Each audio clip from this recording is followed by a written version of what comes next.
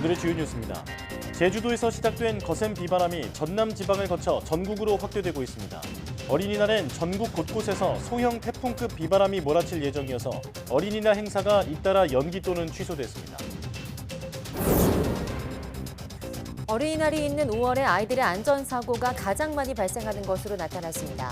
전북 소방본부가 지난 3년간 전북 도내 13세 이하 어린이 안전사고 4,099건을 월별로 분류했더니 가장 많은 12.2%가 5월에 일어난 것으로 집계됐습니다.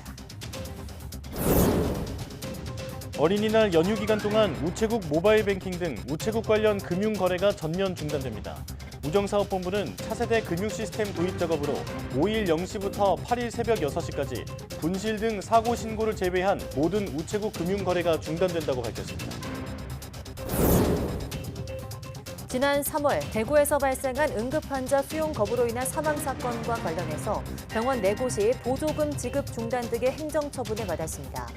정부는 대구광역시에 응급의료 자원 조사를 기반으로 한 이송 지침 마련 등의 제도 개선도 권고할 계획입니다. 정부가 전기요금 인상안 발표를 예고한 가운데 이르면 다음 주 윤곽이 공개될 것으로 보입니다. 하지만 인상폭이 1kW시당 10원을 넘을 것이라는 관측과 한 자릿수가 될 것 같다는 관측이 엇갈리고 있습니다.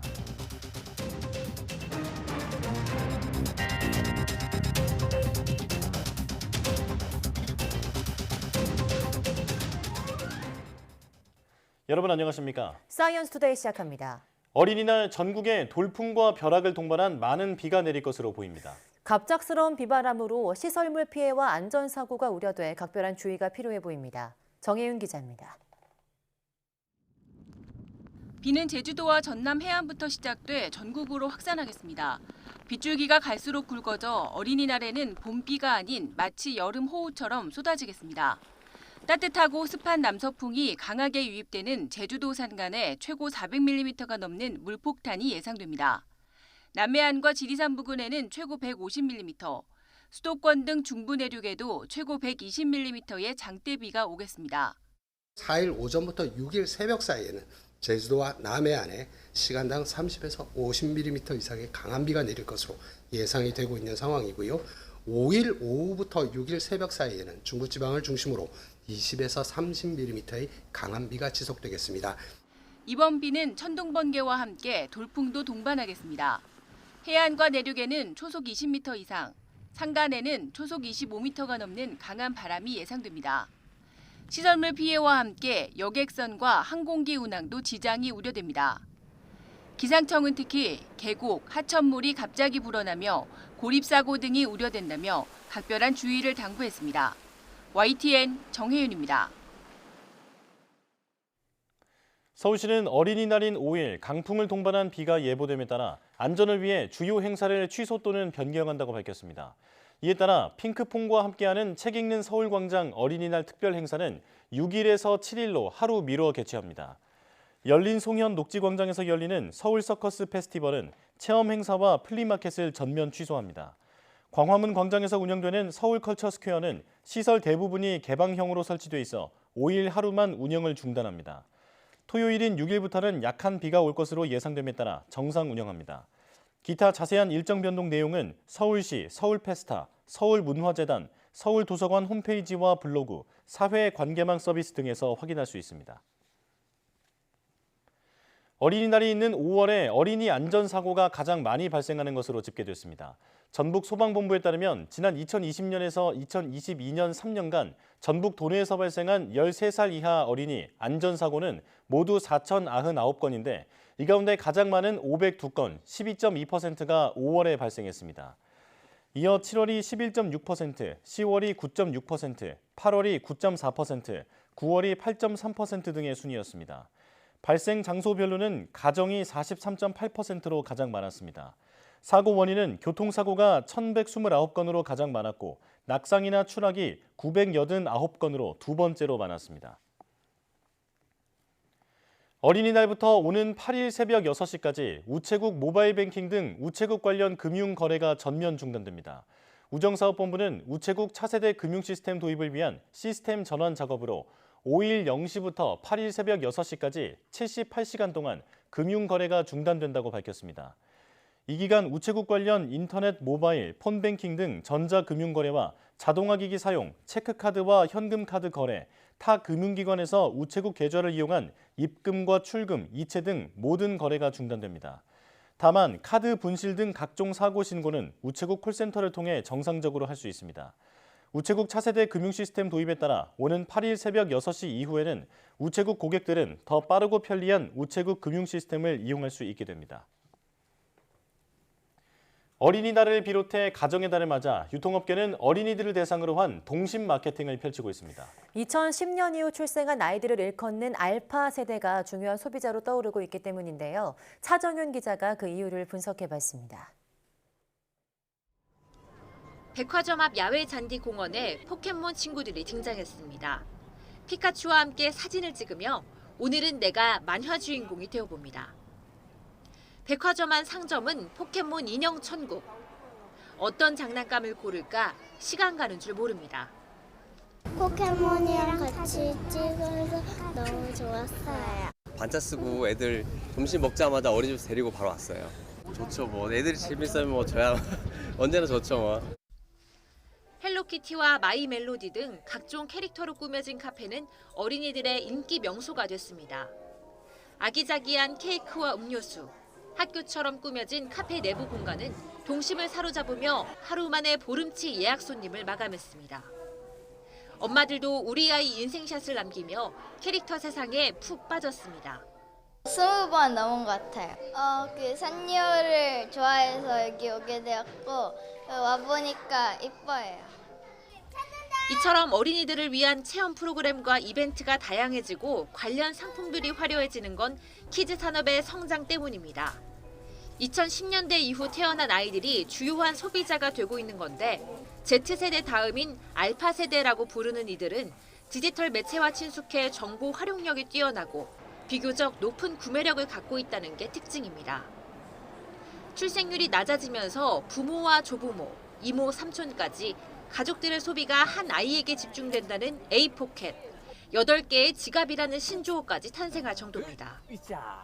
자기 정체성과 중심성이 강한 알파 세대들이 미래의 최고 소비 권력으로 주목되면서 새로운 핵심 고객이 되고 있습니다.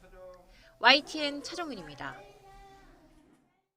네, 우리나라 어린이와 청소년의 10명 가운데 9명은 행복하지 않은 삶을 살고 있다는 조사 결과가 나왔습니다. 초록우산 어린이재단이 지난해 11월부터 12월 사이 초등학교 5학년부터 고등학교 2학년까지 2,231명을 조사한 결과 응답자의 87% 행복지수는 하루 집계됐습니다. 이는 1년 전보다 2.5%포인트 증가한 수치입니다. 특히 수면 시간이 짧고 공부 시간이 너무 많다고 응답한 비율이 각각 10.4%포인트, 14.5%포인트 늘었습니다. 재단은 청소년의 휴먼권과 휴식권을 보장하고 아이들이 가족과 저녁 식사를 할 수 있도록 노력해야 한다고 강조했습니다. 초록 어린이 재단은 매년 아동과 청소년의 수면과 공부, 미디어와 운동 등 4가지 생활 영역을 분석하고 권장 시간과 비교해 아동 행복 지수를 산출하고 있습니다.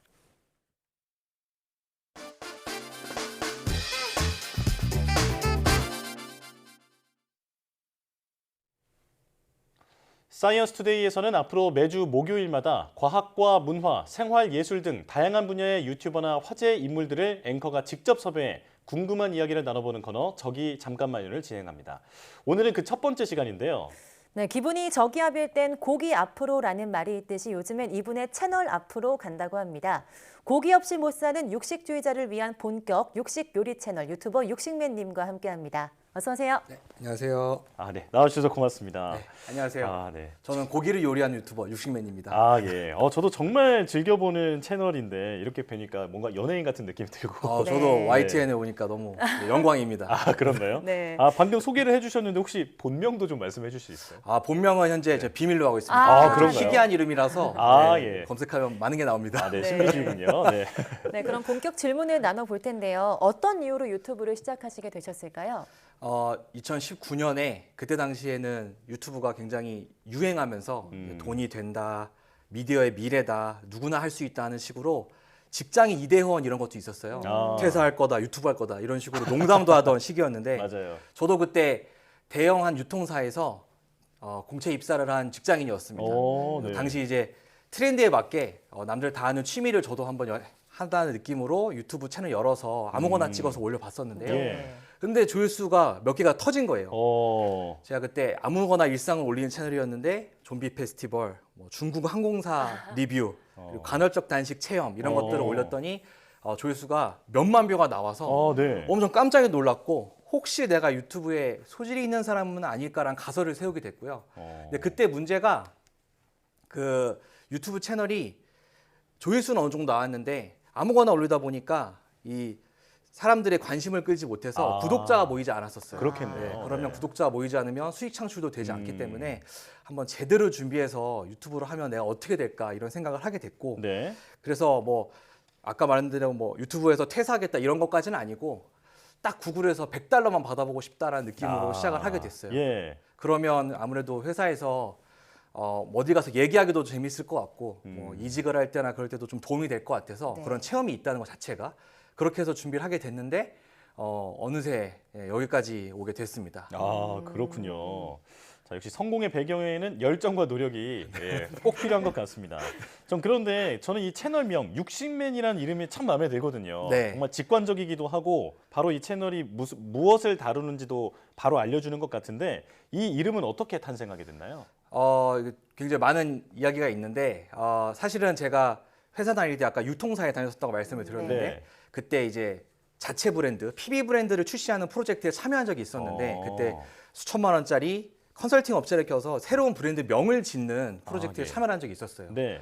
그때 몇 달간 하는 프로세스에 되게 감명을 받았었고 그걸 기억하고 있어서 시장 조사 그리고 단어를 수집하고 거기에 스토리텔링을 담고 그리고 그걸 여론조사로 마무리하는 작업까지 그 어떤 일련의 과정을 기억해 두고 있었는데 그거를 제 유튜브 채널을 아까 새로 시작할 때 제대로 한번 해보자라고 생각을 했을 때 네. 그걸 떠올리게 돼서 그 작업을 제 셀프로 혼자서 해보게 됐던 거죠. 그래서 되게 긴 그 유튜브 조사도 하고 그리고 그 사람들이 좋아할 만한 단어를 수집하는 그런 시간도 다 가졌었는데 그때 당시에 최종 후보는 결국 두 가지가 있었어요. 네. 첫 번째로는 육식맨이었고 당시 그 G.O.D 박준영님께서 왓썸맨이라는 채널을 하셨는데 그게 굉장히 인기가 많았어요. 그럼요. 예. 그래서 초성, 이응, 시응, 미음을 따라하면 입에 잘 붙을 것이다 이런 아주 간단한 이유로 선택을 했었고 또 하나는 고기보이였는데 당시 이제 쇼미더머니에도 나오시고 인기 래퍼 기리보이님이 굉장히 유행이셨는데 그래서 발음이 비슷해서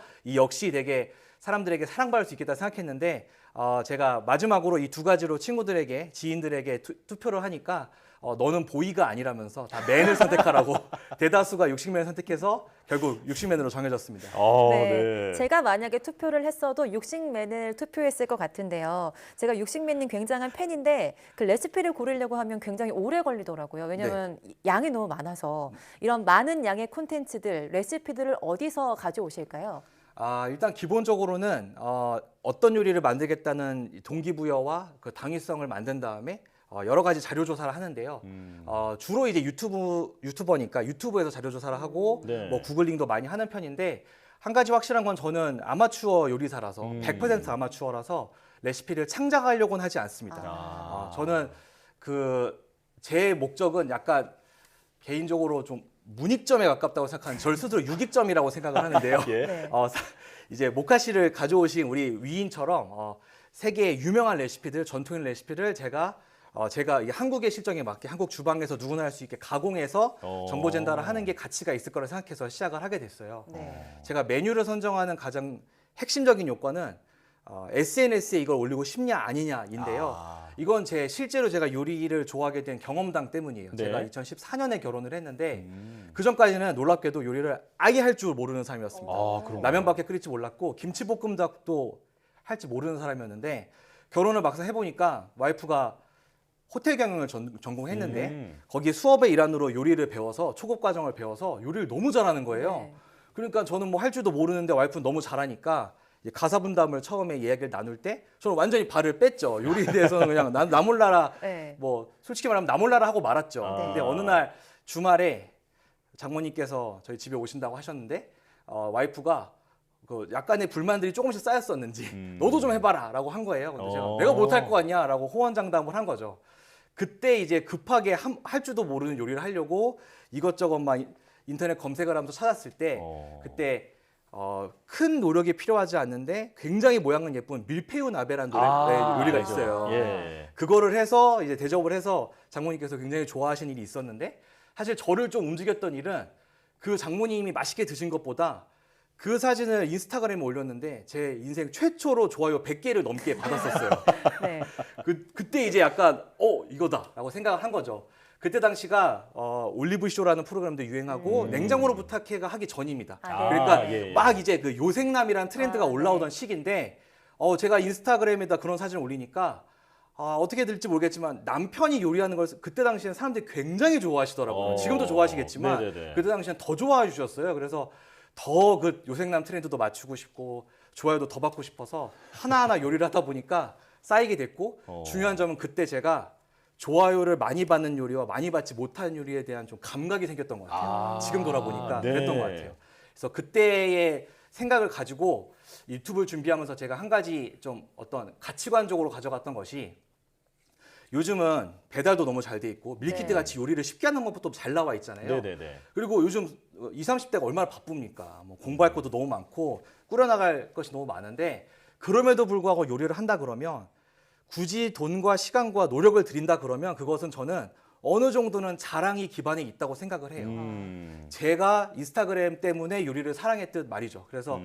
그래서 저는 항상 채널의 그 메뉴를 선정할 때 이걸 SNS에 올리고 싶은지 아닌지를 핵심적으로 파악을 하고요. 근데 또 너무 어려우면 올릴 수 있어도 너무 고생을 많이 하잖아요. 그쵸. 그래서 제 채널에서는 예를 들면 웍 돌리기라든지 아니면 만두를 빚는다든지 이런 식으로 너무 어려운 기술이 필요한 요리가 아니라 더하고 해서 끓이면 끝 아니면 오븐에 넣었다 빼면 끝 이런 식으로 따라할 수 있는. 네, 따라할 수 있으면서 닿을 수 있을 정도의 범위의 요리를 선택하는 것을 항상 목표로 하고 있습니다. 네. 그렇군요.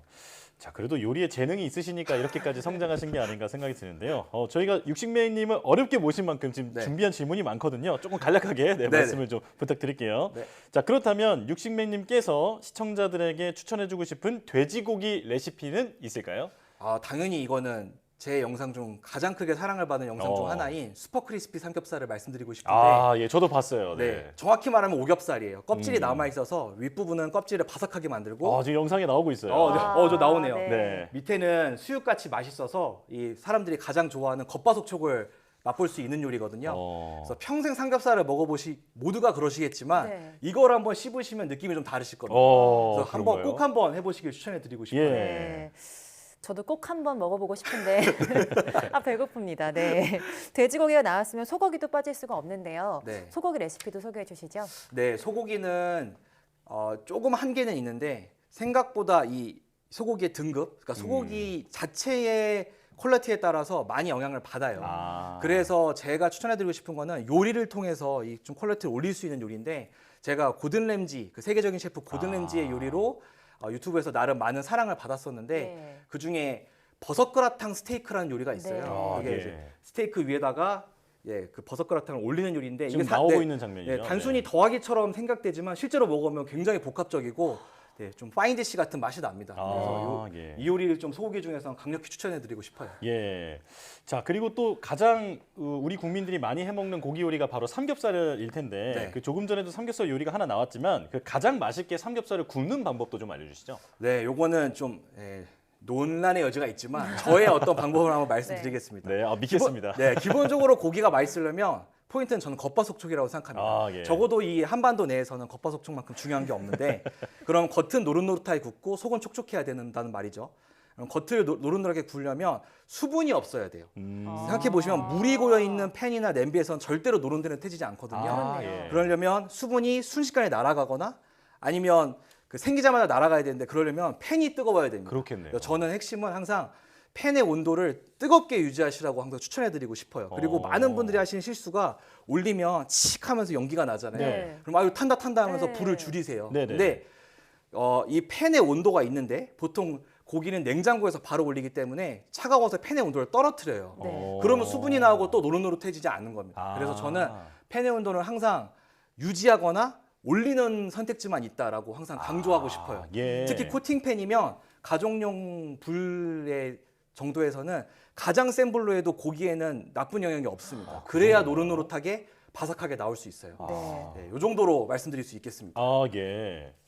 저 그리고 두께도 사실 중요하지 않나요? 아, 그렇죠. 네. 사실 이 속을 하는 것도 굉장히 중요한데 사실은 오늘 제가 YTN 사이언스에 나오지 않았습니다. 네네. 살짝 사이언스적인 내용을 생각을 해봤는데요. 예. 그 우리가 이제 고기를 자르면 이제 흔히 이제 피물 나온다 하면서 핑크색이다 예. 이렇게 얘기를 하는데 사실 이게 거의 피가 아니라 미오글로빈이라고 하는 단백질 색소입니다. 예. 그래서 요게 66도가 되면 빨간색인 게 회색으로 바뀐대요. 근데 우리나라에는 이런 기준이 딱히 없는데 미국 농무부에서 돼지고기를 안전하게 먹는 온도를 정확히 말하면 62.8도, 약 63도로 정해놓고 있어요. 그럼 아까 미오글로빈은 66도에 변하고 안전한 건 63도라고 말씀드렸으니까 네. 얼추 비슷하잖아요. 그렇네요. 즉 핑크색이 안 보이는 시점은 안전으로 딱 들어갔다고 해도 과언이 아니에요. 근데 예. 이 이상으로 75도로 넘어가면 고기가 육즙이 빠지면서 퍽퍽해지고 아예 선명하게 회색으로 변합니다. 그러니까 고기는 핑크색과 회색 사이에 흰색에 있을 때 먹으면 안전하면서도 가장 부드럽게 육즙을 가진 채로 먹을 수 있는 거죠. 네. 그래서 팬 온도를 세게 유지하신 다음에 겉을 노릇노릇하게 만들고 그때 불을 줄여서 천천히 뒤집으면서 속이 흰색인 지점이 때를 찾아서 드시면 가장 겉바속촉을 궁극적으로 달성을 할 수 있습니다. 네, 오늘 진짜 많은 걸 배워갑니다. 네. 네, 마지막으로 오늘 유튜버 육식맨님의 최종 목표까지 저희가 여쭤볼게요. 많은 분들이 저에게 목표를 몰아와 주시는데 네. 제가 너무나 감사하게도 지난주에 구독자 100만 명을 달성을 아, 했습니다. 축하드립니다. 네, 101만 명이시더라고요. 네, 지금은 오늘은 또 101만 네. 명이 됐죠. 그래서 또 너무나 영광스러운 시간인데 사실은 아주 솔직하게 말씀드리면 한 80만쯤 됐을 때는 어떻게 보면 이대로 걸어가면 그래도 한 1, 2년 안에는 100만이 되니까 그때부터 뭔가 뚜렷한 먼 목표는 사라졌던 것 같아요. 네. 그 많은 분들이 그렇게 물어보시지만 의외로 유튜버들이 구독자보다도 조회수를 많이 신경을 씁니다. 한 편 한 편 영상을 이제 사랑받느냐를 신경을 쓰는데 네. 저도 그래서 다음 영상을 이제 멋지게 만드는 것을 항상 이제 가장 중요한 목표로 하고 있어요. 예. 제가 그 3년 넘게 영상을 만들면서 하나 되게 중요하게 깨달은 게 있는데 유튜브는 그 개인이 하는 것들은 자신의 생각과 그런 가치관을 속일 수가 없어요. 무슨 얘기냐면 영화나 드라마 같은 건 픽션이니까 연기로 속일 수 있고 그리고 TV 예능만 해도 우리가 좋아하는 예능만 해도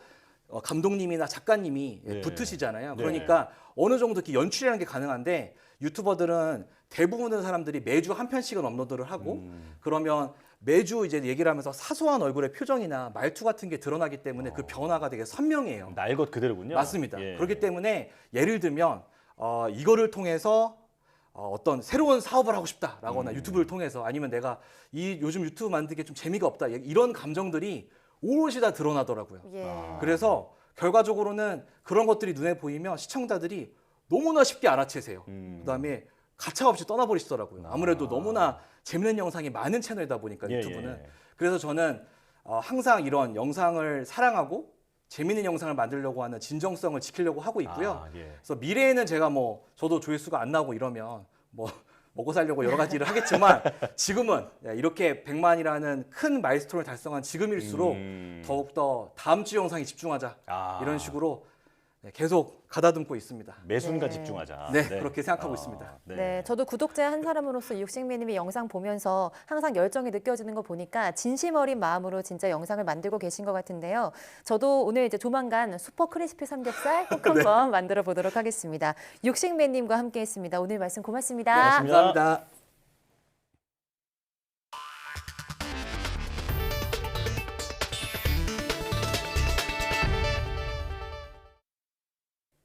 건물에서 추락해 중상을 입은 10대 여학생이 치료받을 병원을 찾지 못해 숨진 사건과 관련해 정부가 당시 환자 수용을 거부한 의료기관들의 행정처분을 내렸습니다. 보건복지부는 사건과 관련된 경북대병원과 대구 파티마병원, 계명대 동상병원, 대구 가톨릭대병원 등 4곳에 시정명령과 과징금 등을 내리고 이행할 때까지 보조금 지급을 중단하기로 했습니다. 복지부는 이 병원들이 사건 당시 병상에 있는데도 환자를 받지 않는 등 정당한 사유 없이 응급의료를 거부했다고 판단했습니다. 네, 이명박 정부 때 4대강 사업의 하나로 추진된 오염원 저감 대책으로 일부 소재 지표가 개선됐다는 연구 결과가 나왔습니다. 최지용 서울대 그린바이오과학기술원 교수와 한국환경연구원이 발표한 학술대회 자료에 따르면 보대표 지점 16곳과 강 본류 지점 17곳의 생물화학적 산소 요구량과 부유물질 지수 등이 4대강 사업 전후로 개선된 것으로 확인됐습니다.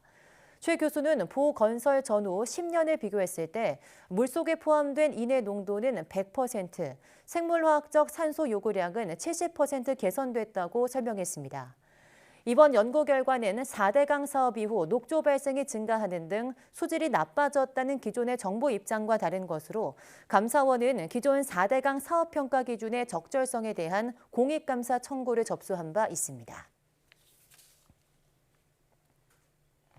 이창양 산업통상자원부 장관이 조만간 전기요금 조정을 마무리하겠다며 인상안 발표를 예고했습니다. 네, 이르면 다음 주 윤곽을 공개할 것으로 보이는데 요금을 얼마나 올릴지 전문가 사이에서도 의견이 엇갈리고 있습니다.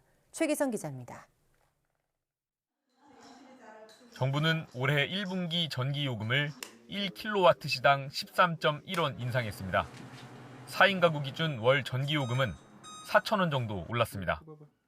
추가 인상 논의 주도권이 정치권으로 넘어가면서 2분기 요금 인상은 한 달째 보류 중입니다. 산업부 관계자는 인상안 발표 시기를 다음 주라고 확언할 순 없지만 곧 결정할 예정이라면서 늦어질수록 부담이 더 커진다고 밝혔습니다. 한국전력의 1kW시당 전기 구입 단가는 판매 단가보다 30원 정도 낮아 팔면 팔수록 손해를 보고 있습니다. 하루 지출 이자만 38억 원에 달하는데 올해 전기요금을 1kW시당 51.6원 올려야 한다는 게 정부와 한전 주장입니다. 38.5원을 더 올려야 하는 셈입니다. 한전 측은 최소한 1분기 인상폭만큼은 올려야 한다고 말했습니다. 하지만 매번 반발 여론에 부딪힌 정부가 얼마나 요금을 올릴진 불확실합니다. 전문가들은 요금 인상이란 대원 측에는 공감한다면서도 각각 다른 전망치를 내놨습니다. 1kW시당 인상폭이 10원은 넘을 것이라는 관측부터 10원 내외로 이제 하는 게 이제 한 자릿수다, 두 자릿수다 그런 상징적인 것이 있고요. 거기 13.1원에서 10원에서 13.1원 사이가 되지 않을까 생각하고 있습니다.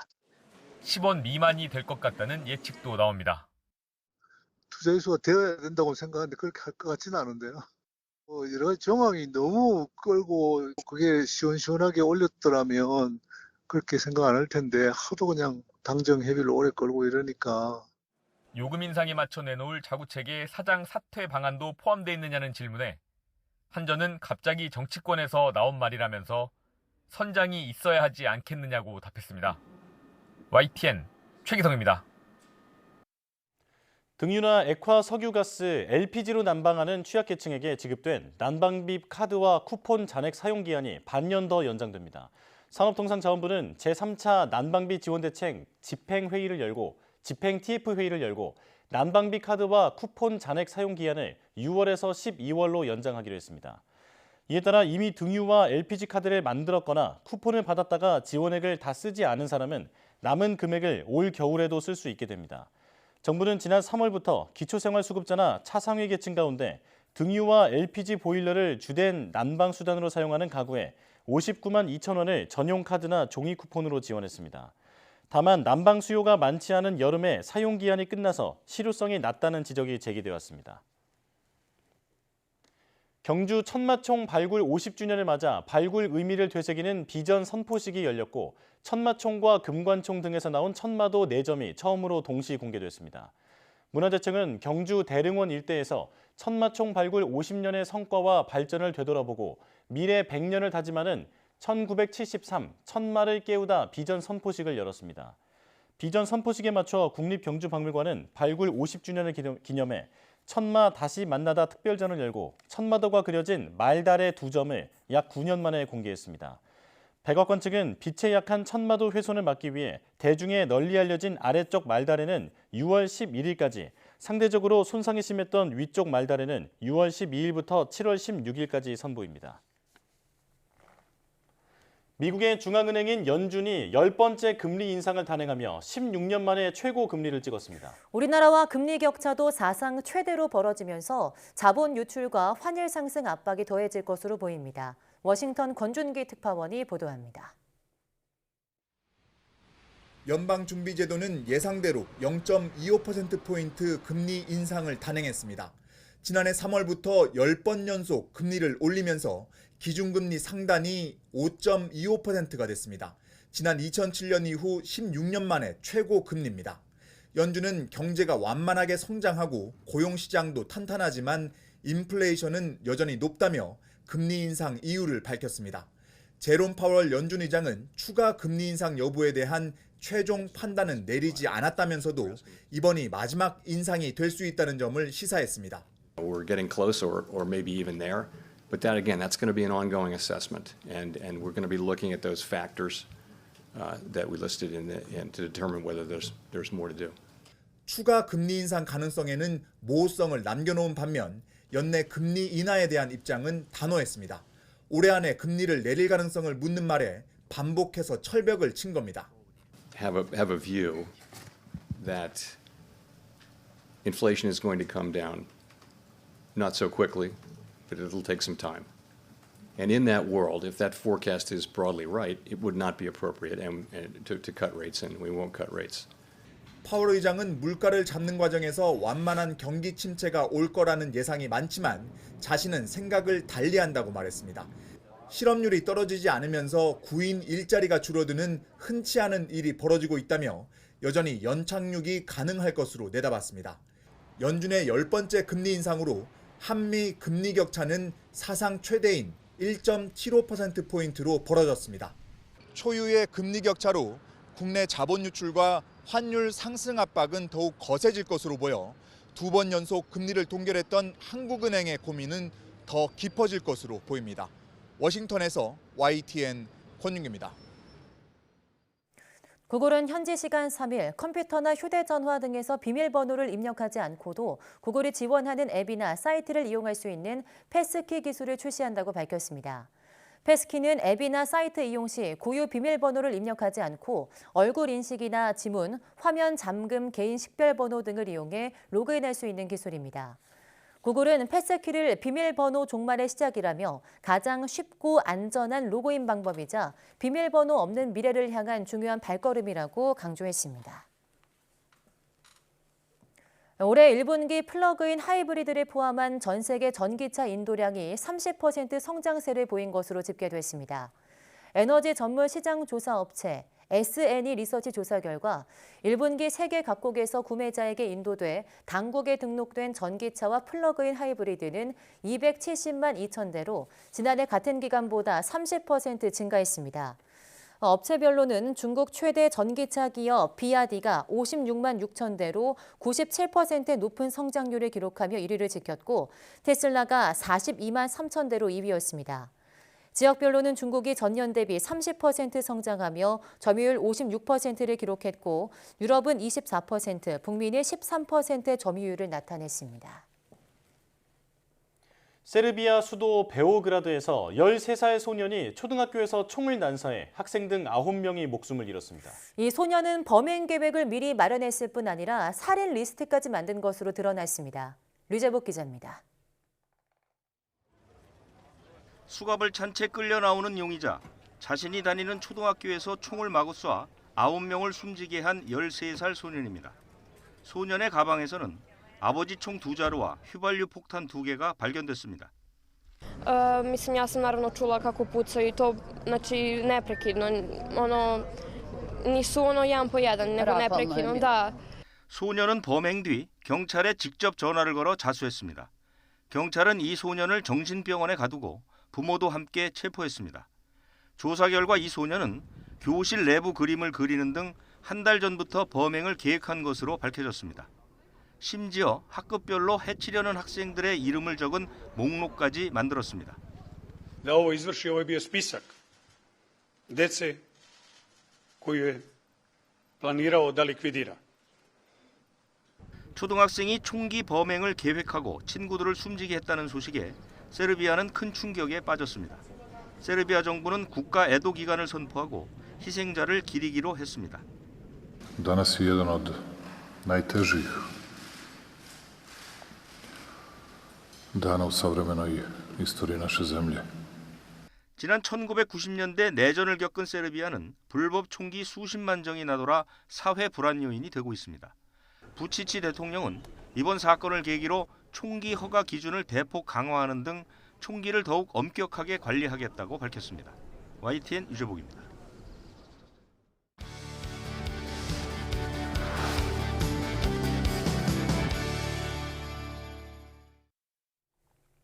하늘에 띄우는 드론은 그동안 공통된 통신 규격이 없어 정보 교환이 원활하지 않던 문제점이 있었는데요. 국내 연구진에 의해 앞으로는 편리하고 안전한 드론 비행이 이뤄질 것으로 기대됩니다. 오늘 과학의 달인에서는 드론 국제 표준을 제시한 한국전자통신연구원 황연구 박사 모시고 자세한 이야기 나눠보겠습니다. 어서 오세요. 나오셔서 고맙습니다. 자, 박사님께서 개발하신 기술이 드론 통신 국제 표준으로 제정됐다고 들었거든요. 드론 통신 국제 표준이라는 게 무엇인지부터 설명을 해주실까요? 네, 사람들은 눈과 입이 있어서 서로 말을 할 수 있는데 드론들은 눈과 입이 없기 때문에 다른 드론을 보거나 이야기를 나눌 수 없습니다. 예. 따라서 드론들은 통신을 사용해서 서로 보고 이야기해야 합니다. 드론 통신 국제 표준은 영어가 국제 공통어인 것처럼 회사와 상관없이 모든 드론들이 서로 보고 이야기하는 통신 표준입니다. 시청자들이 오해할 수 있는 점은 드론쇼나 군용 드론을 보고 이미 통신이 다 되는 것으로 생각하시는데요. 드론쇼는 GPS를 이용해서 미리 계획된 경로로 움직이는 것이고 무기용 드론은 특수 상황의 운행이라 드론 간 통신을 사용하지 않습니다. 즉 이번 드론 통신 국제 표준 제정은 드론들의 충돌을 방지할 세계 공통의 기준을 마련한 것입니다. 그렇군요. 네, 드론끼리 하늘에 있을 때 부딪히지 않는 걸 보고 통신이 있구나 이렇게 생각을 했었는데요. 국제 표준은 없었던 거군요. 그러면 이번에 제정된 국제 표준은 어떤 내용으로 제정이 된 거고 또 세부 기술은 어떻게 될까요? 이번 드론 통신 국제 표준은 크게 제어 통신, 영상 통신, 공유 통신으로 이루어져 있습니다. 네. 첫째 제어 통신은 드론을 조종하는 통신이고 둘째 영상 통신은 드론이 찍은 영상을 지상에 전송하는 통신입니다. 마지막으로 가장 중요한 공유 통신은 드론들이 초연결되는 통신입니다. 예. 참고로 여기서 초연결이란 사물들이 기지국 없이 직접 연결되는 것을 말합니다. 드론들이 이렇게 초연결, 즉 직접 연결되면 서로 인식하고 충돌을 회피할 수 있습니다. 그렇군요. 자, 이렇게 드론 국제 표준이 확립되면 앞으로 어떤 이점을 기대할 수 있을까요? 드론 충돌 문제는 그동안 세계적으로 해결책이 전혀 없었습니다. 다수 드론의 안전 운항을 위해 반드시 필요한 것이 드론 간 통신인데 네. 기존 LTE나 와이파이로는 통신 개발이 불가능했습니다. 그런데 이번에 대한민국에서 초연결 에반 기술을 기반으로 세계 최초로 드론 간 통신을 개발하였고 예. 국제 표준으로 제정된 것입니다. 이제부터는 드론들이 초연결되어 드론 제조사와 상관없이 충돌이 방지됩니다. 예. 영상을 보시면 세 대의 드론이 일정 간격을 유지하고 있습니다. 맨 오른쪽 드론을 움직이면 다른 드론들이 일정 간격을 유지하여 자동으로 움직이는 것을 보실 수 있습니다. 네. 이러한 충돌 방지는 대규모 드론 비행 시에도 완벽히 동작합니다. 네, 그동안은 이렇게 드론 표준이 좀 없어서 불편하거나 위험한 상황도 있었을 것 같은데요. 어떻습니까? 최근 제주공항에서 2월과 4월에 드론이 출몰해서 비행기 이착륙이 중지되었습니다. 네. 4월에 출몰한 드론은 현재 누가 띄웠는지 어디서 왔는지도 파악이 안 되고 있습니다. 앞으로는 배송을 위해서 드론이 미리 지정된 경로를 따라 자율 비행을 하게 되는데요. 현재로서는 드론 간 상호 인식이 안 되기 때문에 드론 충돌이 언제든 발생할 수 있습니다. 이러한 문제 때문에 드론 산업 발전은 계속 정체되어 왔습니다. 본 표준의 통신 모뎀이 드론에 의무 장착되면 이러한 문제점들이 깨끗이 해결됩니다. 그렇군요. 오늘 드론에 대해서 몰랐던 점들을 많이 알게 되는데요. 자, 그런데 드론도 그 비행 중에 이동 통신망이 끊어지는 현상이 있을 수 있잖아요. 만약에 이런 상황에서도 지금 이번에 제정된 국제 표준이 좀 커버를 할 수가 있을까요? 네, 그렇습니다. 국제적으로도 이러한 이동 통신망 끊긴 현상이 상당히 골칫거리인데요. 네. 특히 높은 고도에서 LTE가 자주 끊깁니다. 본 표준은 LTE 이동통신망과는 별도로 동작하기 때문에 LTE가 끊기는 상황에서도 문제점 없이 동작합니다. 향후 LTE와 본 통신 표준이 함께 사용될 예정입니다. 네, 그 표준이라는 게 굉장히 중요한 것 같은데요. 기존의 세계 다른 나라에서 이렇게 통신 표준화 구축을 시도한 적이 있을까요? 외국은 초연결 통신 기술 자체가 없습니다. 그런가요? 한국은 이발브드 와이어리스 애동 네트워크, 즉 에반이라는 차세대 초연결 기술을 세계 최초로 개발했습니다. 네. 이를 드론에 적용하여 드론 분야의 초연결 통신 표준을 어려움 없이 제정할 수 있었습니다. 그렇군요. 우리 기술이 이렇게 국제 표준으로 정해졌다니까 참 자랑스럽다라는 생각이 드는데요. 자, 이게 우리나라 산업에는 또 어떤 도움이 될지, 혹시 이것도 특허나 뭐 어떤 로열티처럼 이렇게 지적재산권으로 보호를 받는 개념인가요? 네, 그렇습니다. 본 국제 표준에 초연결 에반과 관련된 핵심 특허들이 상당수 포함되어 있기 때문에 많은 특허 로열티가 기대됩니다. 또한 한국이 기술 주도권을 확보할 수 있습니다. 현재 세계적으로 드론 택시 개발이 치열하게 이루어지고 있습니다. 네. 한국의 업체들도 영상에서 보이는 바와 같이 드론 택시를 개발하고 있는데요. 본 드론 통신 표준이 드론 택시의 안전 운항에 필수적이기 때문에 한국의 드론 산업 경쟁력을 크게 향상시킬 수 있습니다. 네, 사실 내용이 쉽진 않은데요. 여기서 초연결 통신 에반이 있었기 때문에 드론 통신 표준이 될 수 있었다 이렇게 설명을 해주셨거든요. 이 에반 통신에 대해 조금 더 이야기를 해주시죠. 네, 에반은 우리말로 진화된 무선 애독 네트워크입니다. 간단히 표현하면 세계 최초의 초연결 통신이라고 보시면 됩니다. 네. 드론뿐만이 아니라 차량, 사물, 건물, 스마트폰, 농기계 등등 우리 생활의 모든 것을 에반으로 초연결할 수 있습니다. LTE는 기지국이 있어야 동작하지만 에반은 기지국 없이 동작하기 때문에 개인 사용자들이 무료로 매우 다양한 서비스를 이용할 수 있습니다. 그렇군요. 혁신적인 기술인데, 자, 다양한 서비스를 제공한다고 말씀을 해주셨는데, 예를 들면 또 다른 어떤 서비스에 이 기술이 적용될 수 있을까요? 상당히 많은 서비스를 지원합니다. 우선 생활 편의 서비스가 있습니다. 초연결 에반은 스마트폰과 키오스크를 직접 연결시켜서 자리에 앉아서 편하게 주문을 할 수 있습니다. 예. 그리고 대형 마트와 스마트폰이 에반으로 연결되면 원하는 상품의 위치를 알 수 있고 심지어는 마트 주차장에서부터 해당 상품까지 실내 내비게이션으로 안내해 줍니다. 신호등이 바뀐 줄 모르고 있다가 뒷차가 빵빵거린 후에야 차를 출발시킨 경험이 다들 있으시죠? 맞아요. 네. 신호등이 초연결되면 운전자는 차량 화면에서 언제 신호등이 바뀌는지 알 수 있고 보행자는 스마트폰 화면에서 신호등을 볼 수 있습니다. 예. 특히 에반은 국민의 생명을 보호하는 안전 서비스도 제공하는데요. 사람, 사물, 기계가 초연결되면 각종 사고를 예방할 수 있습니다. 예. 특히 예를 들면 어린이 사고는 보행자 사각지대가 많은 학교 근처에서 주로 발생합니다. 예. 만약에 어린이가 에반 스마트폰이나 에반 팔찌를 휴대하고 있다면 운전자가 보이지 않는 어린이의 존재와 거리를 알고 사고를 방지할 수 있습니다. 같은 원리로 많은 안전사고를 방지할 수 있는데요. 초연결 사회에서의 안전사고 감소율 자체 추정치를 보면 차량 연쇄 추돌 사고는 30% 이상 감소하고 어린이 교통사고는 40% 이상, 황색 신호등 차량 충돌 사고는 80% 이상, 차량과 경운기 충돌 사고는 90% 이상 감소할 것으로 예상됩니다. 네, 말씀 들어보니까 우리나라 산업 발전에 굉장히 큰 도움이 될 것 같은데요. 추가적인 서비스를 좀 다른 업종으로 더 설명해 주실 수 있을까요? 네, 우리나라는 고령화로 인력 부족이 심해지고 있습니다. 특히 농업의 경우는 매우 심각해서 이미 농약 살포는 드론을 많이 이용하고 있습니다. 네. 앞으로는 여러 대의 무인 농기계가 잘 협력하여 사람 대신 농사를 짓게 되는데요. 이러한 농기계들의 자율협력 통신에도 에반이 사용될 수 있습니다.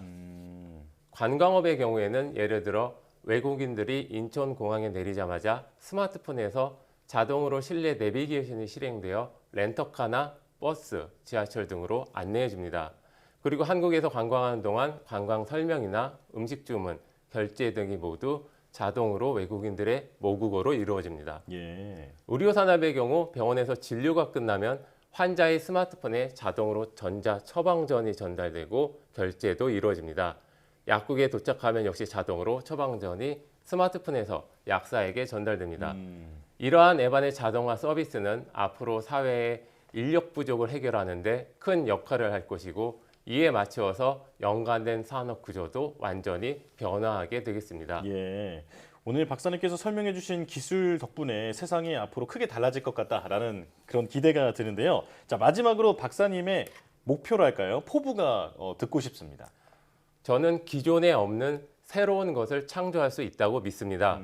우리의 연구가 끊임없는 도전이 반드시 성공할 것이라고 믿습니다. 예. 우리가 새로운 것을 창조하는 방법은 무선 통신을 안정적으로 설계하고 사용하기 쉽게 만들고 기존 통신의 문제점을 해결하는 구조를 고안해내는 것입니다. 그래서 세계 최초로 뛰어난 초연결 통신 국제 표준을 제정하게 되었습니다. 네. 초연결은 지금 통신계의 블루 오션입니다. 앞으로 드론뿐만이 아니라 차량, 농기계, 스마트폰, 가전, 마트, 병원 등등 수많은 분야에서 대한민국의 신산업을 이끌어 가겠습니다. 네, 이번에 국제표준으로 지정된 통신기술이 말씀하신 것처럼 드론뿐 아니라 각종 기기들의 새로운 신호체계가 되면서 정말 대한민국에 큰 변화를 가져올 것으로 기대가 되는데요. 앞으로 꾸준한 연구 계속 부탁드리겠습니다. 한국전자통신연구원 황현구 박사와 함께했습니다. 오늘 말씀 고맙습니다. 고맙습니다.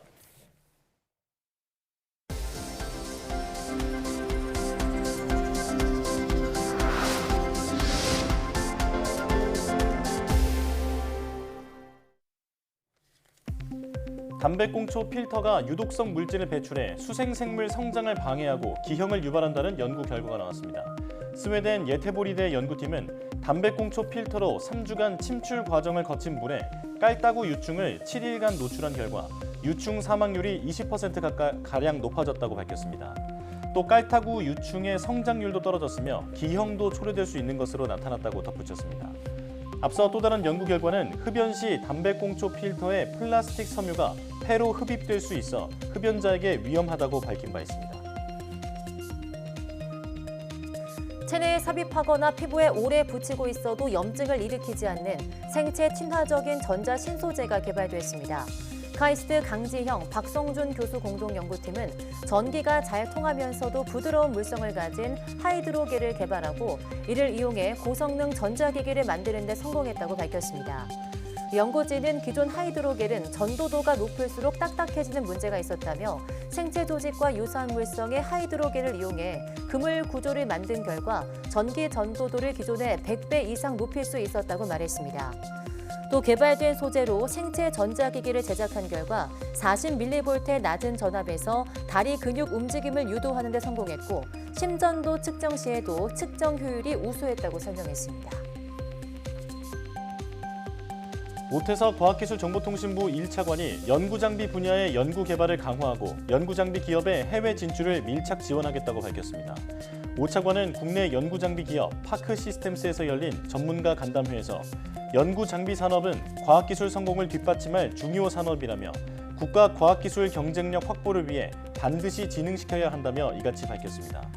간담회에서는 반도체와 2차 전지 등 규모 있는 산업 제조 공정에 첨단 연구 장비를 활용할 수 있는 방안 등에 대해 토론이 이뤄졌으며 다양한 장비를 조합해 패키지화하는 전략 등이 필요하다는 내용도 언급됐습니다. 한국우주안보학회가 지난 3일 출범했습니다. 한국우주안보학회는 국가정보원 소관학회로 민관 산학연이 협력해 국내 우주안보 역량을 강화하기 위해 창립됐습니다. 한국항공우주연구원과 국가안보전략연구원 등 다수의 국가연구기관 소속 전문가들과 항공우주산업계와 유관 학회 전문가 등이 참여할 예정입니다. 학회는 우주안보 관련 학술연구와 인적 교류를 지원하고 관련 정책과 전략을 제안하기 위해 협력 플랫폼으로서 역할을 하겠다는 계획입니다. 초대 회장은 이재우 건국대 교수가 선출됐으며 국가안보전략연구원이 사무국 역할을 하게 됩니다.